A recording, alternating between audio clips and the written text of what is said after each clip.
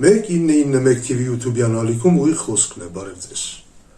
Նիկոլ Փաշինյանը քարոզարշավի ընթացքում հայտարարեց, որ այսպես կոչված Զանգեզուրի միջանցքի թեման երբեք չի եղել, չկա եւ չի լինելու եւ դա հորինել է լրտեսական ընդդիմությունը։ 24 ժամ չանցած հայտնի դարձավ, որ Հայաստանը եւ Միացյալ Նահանգները ստորագրել են TRIP-ի վերաբերյալ համաձայնագիրը։ Ընդ որում Հայաստանը դա ստորագրել է առցանց, արտգործնախարար Արարատ Միրզոյանը դա ստորագրել է առցանց շատ տարօրինակ պայմաններում, ինչ-որ խորհրդավոր լռության մեջ, ինչ-որ տարօրինակ գրասեղանի առաջ, առանց պետական ատրիբուտիկայի, առանց Հայաստանի Հանրապետության դրոշի, զինանշանի, մի խոսքով ուշադիր նայեք այս կադրերը։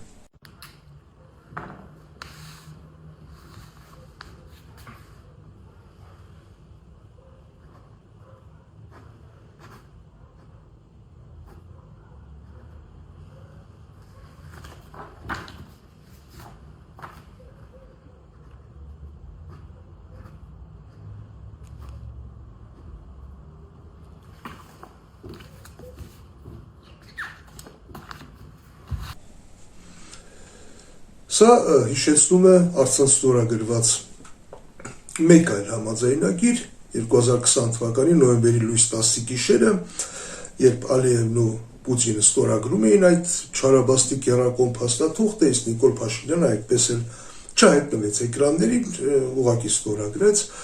Արարատ Միրզոյանը ավելի համարձակ է գտնվել,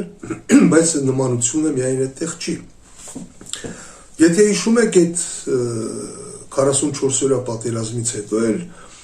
ընդդիմությունը անընդհատ հայտարարում էր, որ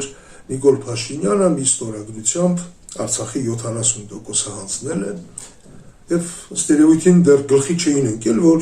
իրականում 100%-ն է հանձնել, ոչ թե 70%։ Պարզապես 70%-ը հանձնել է Ադրբեջանին, 30%-ը հանձնել է Ռուսաստանին։ TRIP-ի դեպքում կամ Զանգեզուրի միջանցքի դեպքում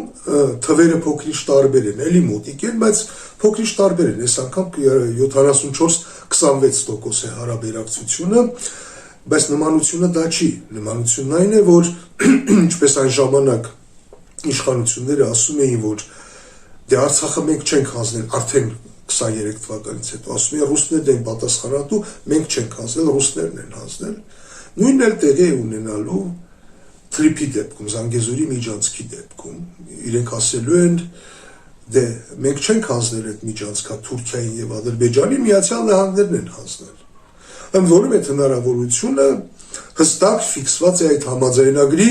4-րդ հոդվածի 3-րդ կետով, որտեղ ֆիքսված է, որ TRIP-ի զարգացման կազմակերպությունը,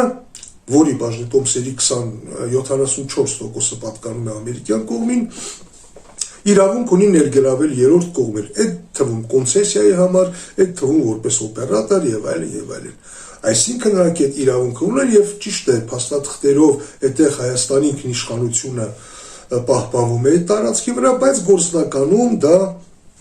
փաստացի նույն Զանգեզուրի միջանցքն է եւ ահա այդ փաստաթուղթը ստորագրվեց։ Դա առաջին этаպը։ Երկրորդ этаպը կլինի, երբ ամերիկյան կողմը երրորդ կողմեր ներգրավի եւ պարզվի, որ Հայաստանի իշխանությունները կողմ են դրան չեն առարկում եւ այդպեսով կստացվի, որ դե ասեն, դե ինչ անենք, մենք չենք հանձնել, Միացյալ Նահանգներն են հանձնել։ Այն ժամանակ, երբ որ մարդիկ ասեն, թե այս ոնց պատահեց, չհասկացանք, թե ոնց եղավ, ոնց ստացվեց, երբ դա եղավ, հիշեք այս կադրերը, այ հիմա եղավ։ Այդ ստորագրմամբ եղավ, ճիշտ է, դա հետագայում պիտի վավերացվի դեռևս, բայց բնականաբար վավերացվելու է, եթե հունիսի 7-ին իշխանությունները վերընտրվեն, եւ ինչպես էլի նախընտրական իրավիճակ է, ինչպես այն ժամանակ հիշում եք 21 թվականի նախընտրական իրավիճակում ասում էին Արցախը շարունակում ենք մնալ անվտանգության երաշխավոր անջատում հանուն փրկության,